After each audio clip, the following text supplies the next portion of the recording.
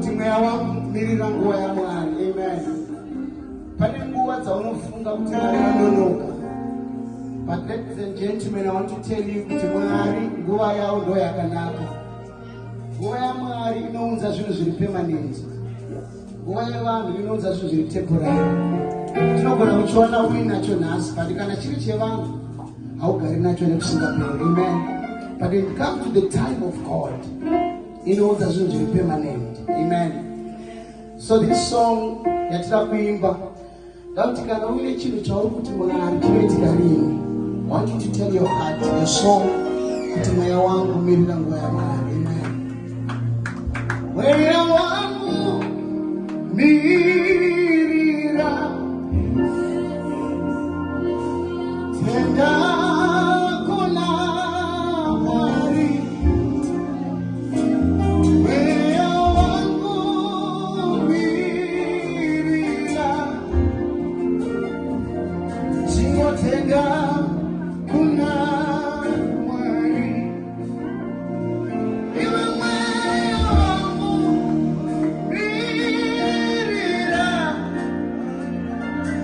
singotenga kuna Mwari. Usarase tariro mweya Mwari wako vanona, Mwari wako vanosiva. Usarase tariro mweya iwe mweya mirira nguva yaMwari. Asina mhosa zvanonoka.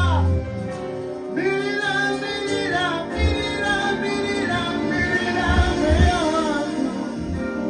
Mirira nguva yaMwari. Uchingotenda kuna Mwari. Mweya wangu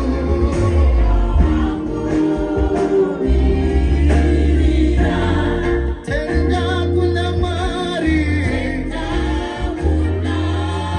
Oh, usarase tariro.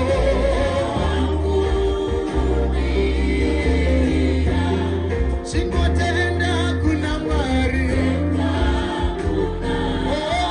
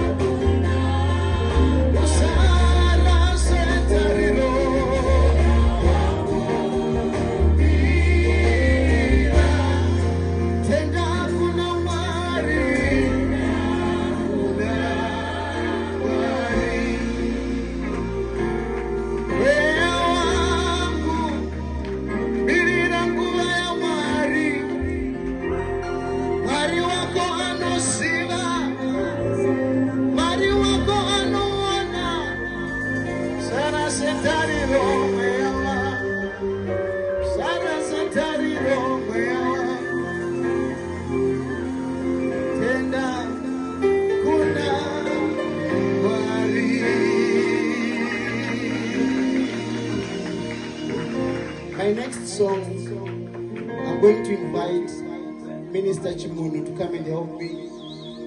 Tinamboro chipostori chekare kare. Hallelujah. Chandotenda ndechekuti kana himu ikaimbwa ane panorwadza panopora. Kana paine angasina mwana unowana mwana. Kwete kuti anamatirwa asi kana zvangoimbwa Mwari ozviratidza. Hallelujah.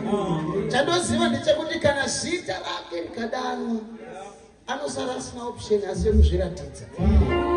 Vangana ada kushaisa Mwari option manerano. How many are ready to worship the Lord?